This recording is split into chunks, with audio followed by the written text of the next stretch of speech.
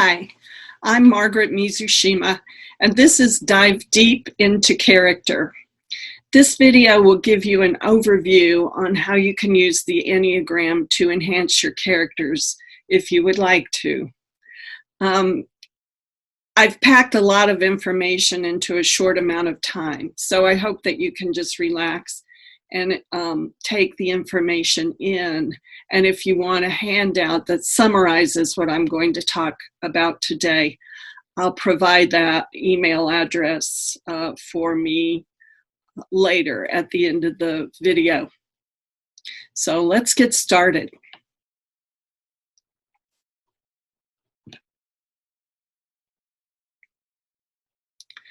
I write the Timber Creek Canine Mysteries, and one thing that really helps me in a mystery series is really knowing my characters and being able to get into their psyche, so to speak. But before I applied the Enneagram to my characters, I did some basic character development. I've listed some of the ways people like to do basic character development here. I like to use a character profile, and I use the one suggested by Jack Bickham in Writing and Selling Your Novel. I combine that character profile with Deborah Dixon's method of GMC. Goal, motivation, and conflict. And she has a great book that I highly recommend that spells all of that out. Some people like to do character interviews where they sit down at the keyboard and they ask their character questions. They get to know their characters that way. Another method that I really enjoy and I use for my secondary characters is the character onion, where you imagine an outer, a middle, and an inner layer of an onion. Imagine you're at a cocktail party and you see your character across the room.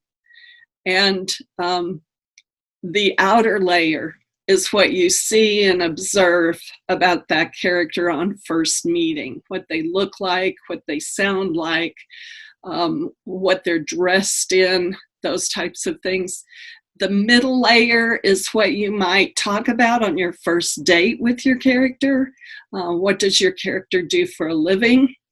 What are their hobbies? What kinds of things do they have in their childhood? Where do they live? Those types of things.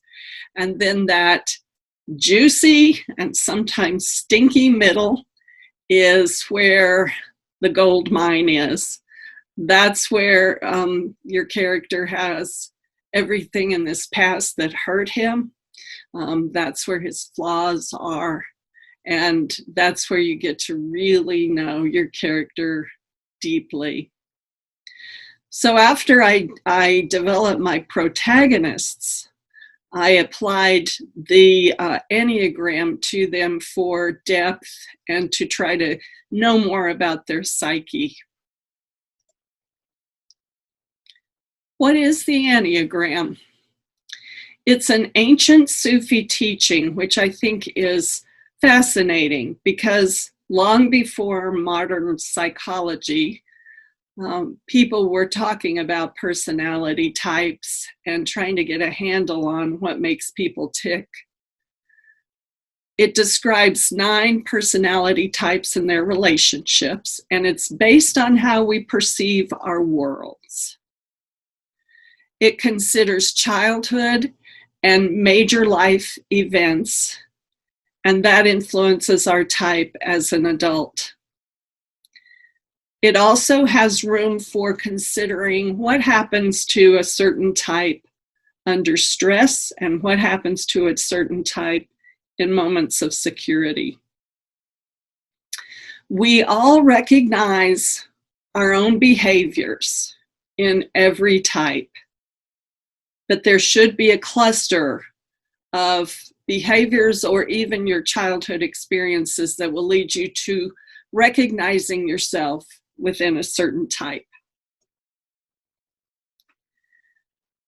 So how is the Enneagram used today? Some people like to buy the books for self-study and self-discovery. There are some counselors and therapists who like to help their clients identify when they're working their type in the negative and help them move towards working it in the positive. Life coaches like to use it. Career coaches and counselors might. I was exposed to it in the workplace a couple of decades ago because supervisors were using it for team building. And then we as writers, some of us are starting to use it to develop our characters. And unlike the people above who need to be pretty much expert if they're going to apply this in their field, we don't have to have a degree in psychology. We don't have to be experts in the Enneagram to apply it to our characters. There's nobody we're going to hurt. This is a graphic of the Enneagram. I've used two different labels on each of the types because there are two different handbooks that I'll give you those references later. But those handbooks do use different labels, although the descriptions of the personality type are very similar. I'd like you to notice how it's connected with a circle, and sometimes you'll see that bottom arc omitted so that it's kind of open-ended at the bottom. But there are still influences from those personality types closest to a type on the circle. And those triangles in the middle are how your personality type or how a type is affected by stress and by moments of security. We'll talk more about that later. I'll show you this graphic again after we've talked about the types. We'll get into type 1, the perfectionist or the reformer. In type 1, good little boys and good little girls learned that they were either rewarded for being good or in harsher environments, they escaped from punishment. This is the type that I assigned to my protagonist, Deputy Maddie Cobb, because she has a background of childhood abuse. And that, as I was doing my research in each chapter of my handbook, this is sometimes what happens to kids that are exposed to abuse. They turn out to be very, very good so that they don't draw attention. These adults seek perfection or self-betterment, and they have a harsh inner critic. They believe there's one correct way of doing things. And unfortunately, they often expect that others in their environment perform things in that one correct way as well. Because they have this perfect standard in their mind, they often can become irritated when things fall short. Jobs that ones are attracted to are teachers, military, police, which fit in nicely for my character, accountants, preachers, or people on ethics committees. And because sometimes when we talk about the types, I've included the gifts that each type has, because sometimes when we talk about these, we use more negative descriptions, and that's not necessarily the case because most people don't work their personality types in the negative. They work their types in the positive. So the gifts that the ones have are that they're honest, industrious, responsible, ethical, and fair. And their goal is to embody integrity through perfection.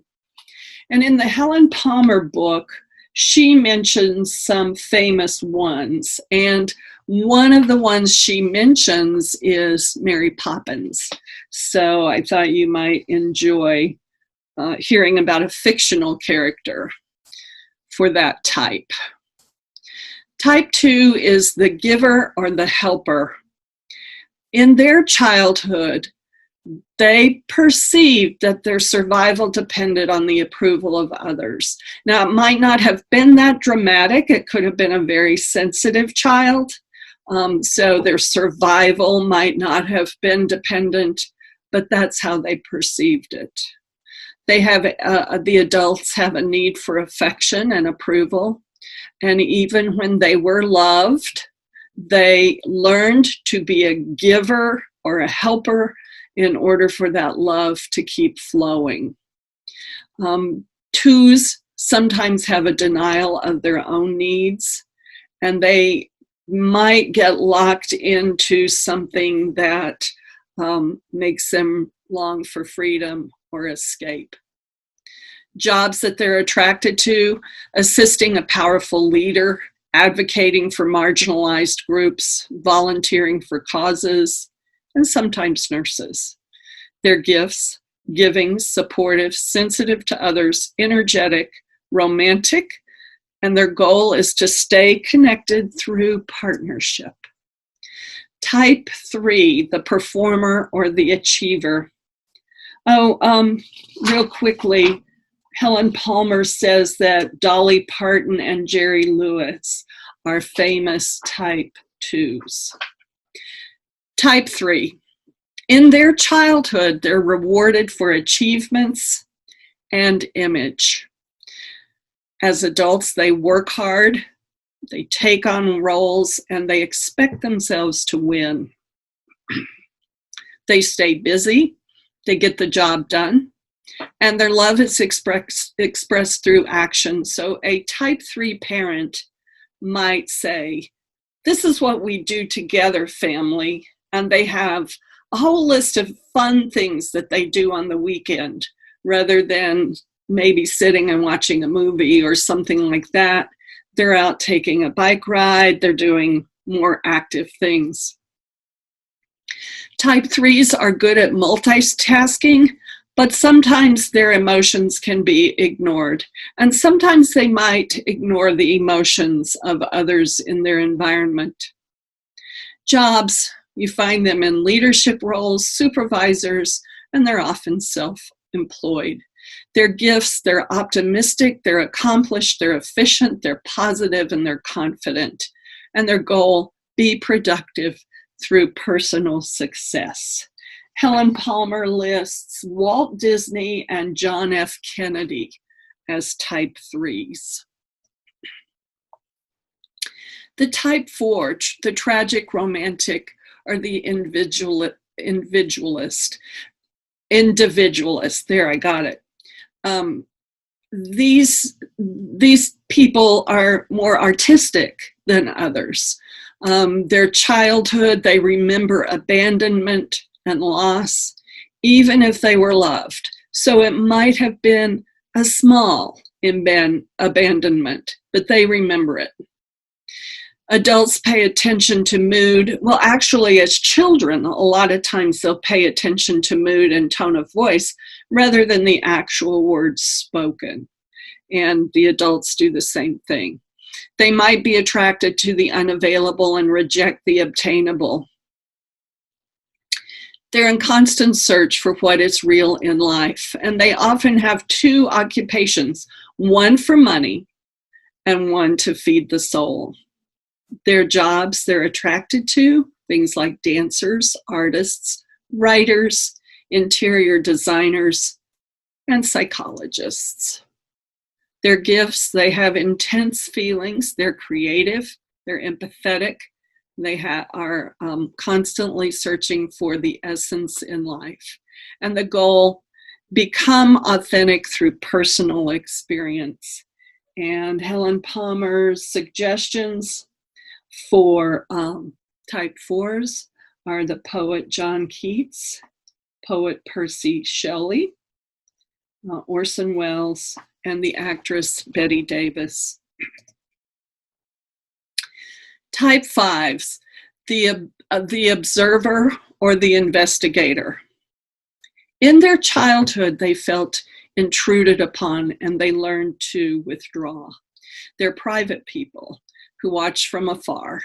And because many of these people go into academia, they are the ones that we talk about being in the ivory tower.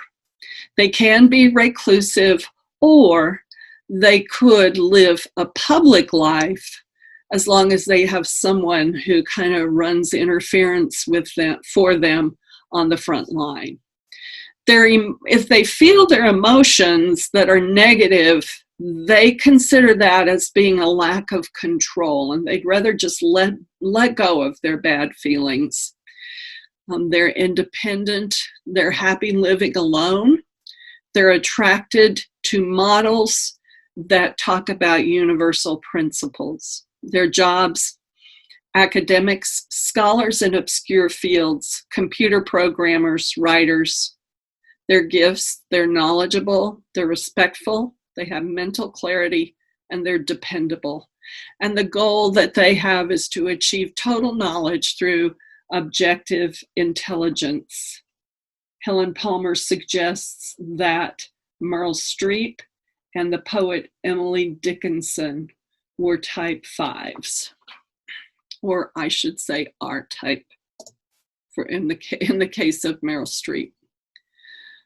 Type 6, the devil's advocate or the loyalist. In their childhood, they lost faith in authority when young. Either the authority figure disappeared or abandoned them, or they might have been treated unfairly by the authority figure in their family. As adults, they might seek a protector, or they might just reject authority altogether. They're constantly looking for a hidden agenda. So if you have a person like this on your work team, they will be the ones that ask the most questions about what's going on with the project. They're very good idea generators, but they might have trouble initiating if they're acting on their own and not within a group. However, if they're within a system where the lines of authority are clearly drawn, they can really thrive. Jobs that they're attracted to are police, self-employed, or consultants.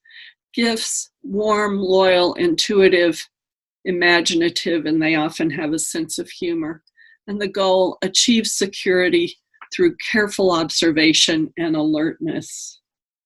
And you'll like this one. Helen Palmer suggests that Sherlock Holmes was a type 6, is a type 6. He lives today. Type 7, the Epicure, the Enthusiast. In their childhood, they escaped unpleasantness through imagination. As adults, they're often lighthearted and addicted to planning and play. They avoid pain by seeking fun, pleasure, and imagination, and they seek environments that support their worth. They typically believe in themselves. They like high levels of excitement and have many options. As the jobs they're attracted to are storytellers or writers, planners, futurists, world travelers, or idealists. Their gifts: they're outgoing, playful, creative, optimistic, and they love life. And the goal is that they stay upbeat through current enjoyment and positive future. And type 7s, according to Helen Palmer, are Peter Pan and Thoreau. Type 8, the boss or the challenger. And this is the type I assigned to my other protagonist, Dr. Cole Walker, who's a veterinarian. In their childhood, they're often combative, and or their childhood was combative. And it was an environment where the strong were respected and the weak were not. Another fictional character that's a type 8 is Lee Child's Jack Reacher character. And he has some wonderful scenes that talk about, throughout his books, that talk about Jack Reacher's childhood. And he brings this out in his childhood. They're sensitive to the negative intentions of others, and they become protectors. This is what Jack Reacher does throughout the series that he's the main protagonist in. They express love by providing rather than tenderness. They want to be in control. And they're constantly asking, when they move into a new situation, who has the power here? And will that person be fair?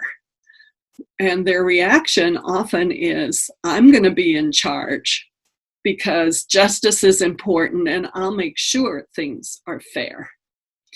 Jobs that they're attracted to are politicians, CEOs, developers, and the self-employed. Their gifts, they're courageous, leadership, powerful, straightforward. Their goal, they embody power through control and dominance. Helen Palmer says that Garfield the cat is a type 8. Type 9, the mediator or the peacemaker. In their childhood, they were often felt overlooked. They turned from their own needs to focus on either the small comforts in life or the needs of others. They're focused on keeping the peace as adults, and they can see all sides of an issue. So this is a good person to have on your team if teammates are fighting amongst themselves. Although they often appear placid on the outside, this outward appearance often hides inner turmoil. This is the most stubborn of the personality types, and they balk at being hurried to make up their minds. And once they make their minds up, they also balk at being influenced to believe otherwise. In their jobs, they like routine. They are often focused on policies and procedures, and they're good at tracking details. Their gifts, they're supportive, accepting, they're often mediators, they're empathetic, and they're positive. And their goal, seek peace through understanding and acquiescence. So some considerations about the Enneagram. Our type is determined by the focus of our attention, our worldview, and the most common behaviors and beliefs that we have. And our childhood experiences don't necessarily give us our type, because we are born with certain tendencies in our personality type. And it's often just how we react to our environment as we're growing up and how we're shaped that ends up giving us our adult type. Each type is influenced by its wings and the point it gravitates toward during times of stress or security. And I'll show you that graphic again here in a minute and explain that further. But what I want to say right now is that no type functions on its own without influences. And so you rarely find a person who's just functioning in one type. They often go to other types when they're influenced by the situation that they're in. I'll provide some reference books for you here in a minute that will give a detailed chapter that outlines each type's family history, their passions, their focused beliefs, their intimate and authority relationships, how they pay attention, their intuitive style, and how they function in the negative and positive. And more, there are also stories that people who are those types tell about their childhood and about their current situations. And those stories gave me so many ideas for my own characters and scenes that I wanted to bring out. Some of the things that type learned from their own experiences. So here we are with our graphic again. The wings refers to the type in front of and behind a certain type. So if you're looking at type 9 up there on the top, the wings for the 9 is the 8 and the 1. And so in a given situation, a peacemaker might become more like a reformer, or they might become more like a challenger. The triangles in the middle are how a peacemaker might react under stress or in times of security.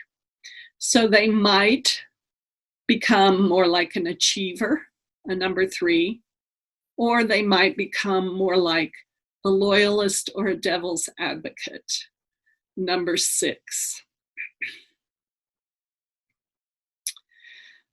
Some of those triangles are kind of funny shaped, but you can see there that each type has 2 ways they might go. And I can send you this graphic too, if you'd like for me to. So how can it be used in character development? Like I said before, you're going to develop the basics of your character first, and then you're going to assign an Enneagram type based on what makes sense for the character's occupation and goals. And like I said with Maddie Cobb, as I was studying the Enneagram, I thought type 1 is perfect for a deputy sheriff. And so I decided to assign the type 1 to Maddie, especially because of her childhood experience of childhood abuse.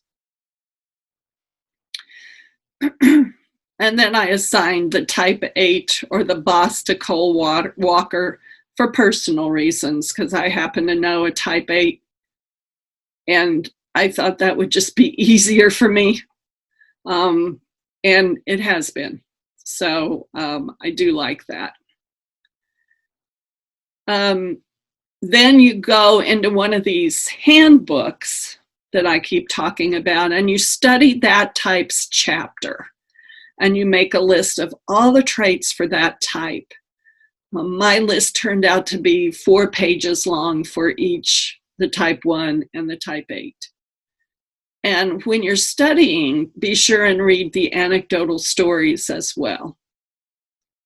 Gives you lots of ideas. So knowing a character this deeply helps you determine how that character will react in any situation or any scene that you set up. Here are the reference books that I've been talking about. Again, these are on that handout if you want the handout. The first 2, the book by Helen Palmer and the book by Don Richard Riso and Russ Hudson, are the 2 handbooks that I've been talking about. Some people prefer one over the other. Some people use both.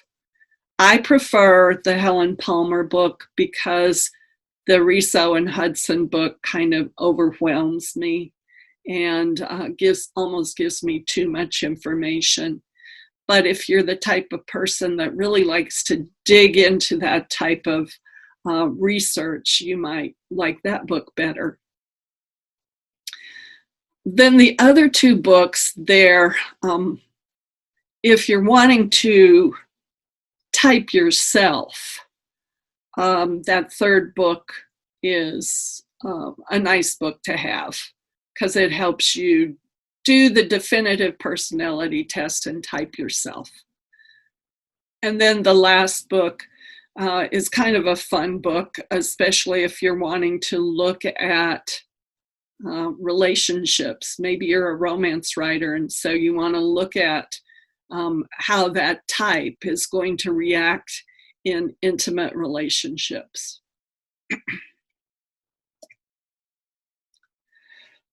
Excuse me. And here are the contacts. The most important one is that top one, email, hello@margaretmizushima.com. And please email me there if you would like me to send handouts, or if you just want to discuss what we've talked about today. In a perfect world, we would have been able to have a discussion, and we would have been able to have a question and answer period. So I am sorry, but we don't have that today. So that's all for this very quick, down and dirty overview. And please contact me if you want more information, written information. And I really hope that next year we can get together and see each other in person. Goodbye for now.